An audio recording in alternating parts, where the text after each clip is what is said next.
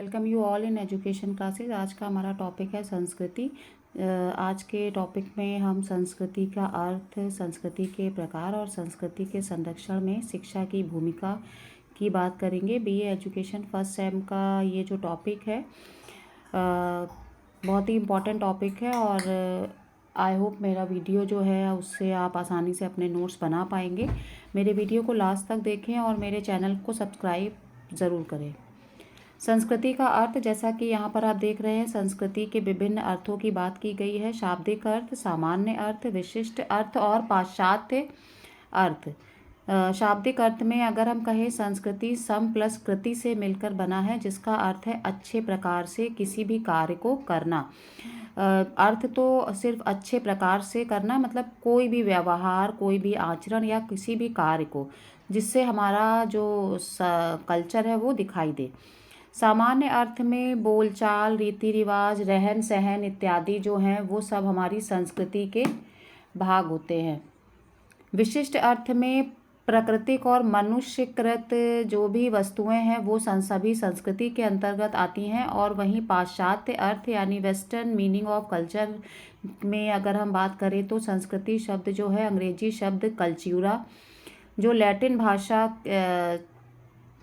संस्कृत शब्द जो है अंग्रेजी शब्द कल्चर लैटिन भाषा के कल्चूरा से बना है, जिसका अर्थ है संवर्धन या शिष्टता। मतलब जो व्यवहार और जो हमारा काम करने का ढंग और आचरण होता है, उसका जो आचरण जो है या काम करने के जो तरीके हैं या दूसरों के साथ हमारा अच्छा व्यवहार है, उससे हमारी संस्कृति और हमारा जो सभ्यता है वो संस्कृति ही कह सकते हैं, संस्कृति दिखाई देती है।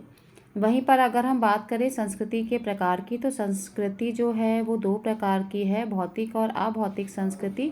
भौतिक संस्कृति जो है वो मानव निर्मित होती है, जैसे भवन, सड़कें, पुस्तकें, मशीनें, रेलगाड़ी इत्यादि। वहीं अभौतिक संस्कृति की अगर हम बात करें, जिसका विकास व्यक्तियों के समूह में रहने से होता है।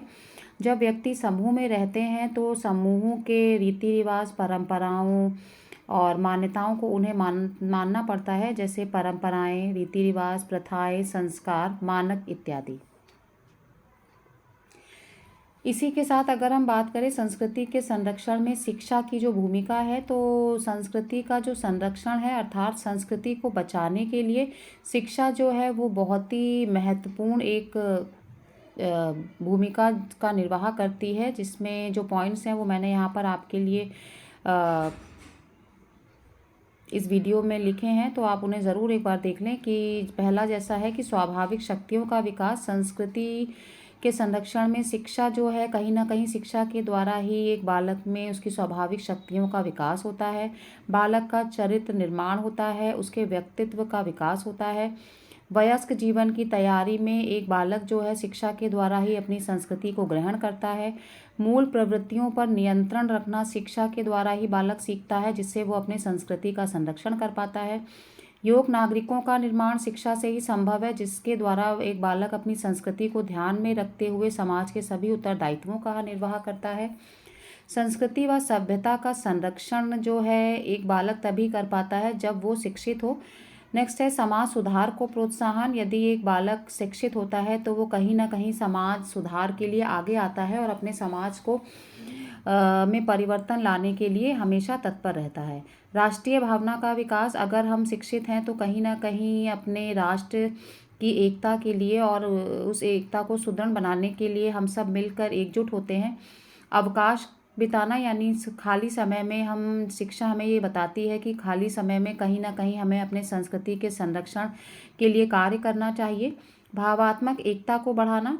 नेतृत्व के लिए प्रशिक्षण, कि कहीं ना कहीं शिक्षा जो है बालक को नेतृत्वशील बनाती है, ताकि वो अपनी नेतृत्वशीलता से दूसरों को भी प्रशिक्षित कर सके संस्कृति का संरक्षण करने के लिए। कुशल कार्यकर्ताओं की पूर्ति।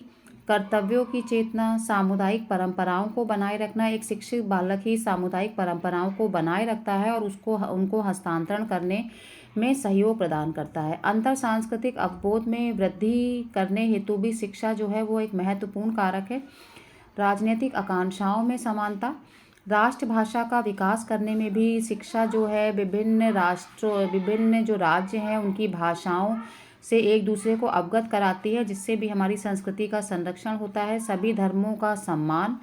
और जो लास्ट पॉइंट है वो है सामुदायिक भावना का निर्माण, ताकि समाज में सभी लोग मिलजुल कर कार्य कर सके।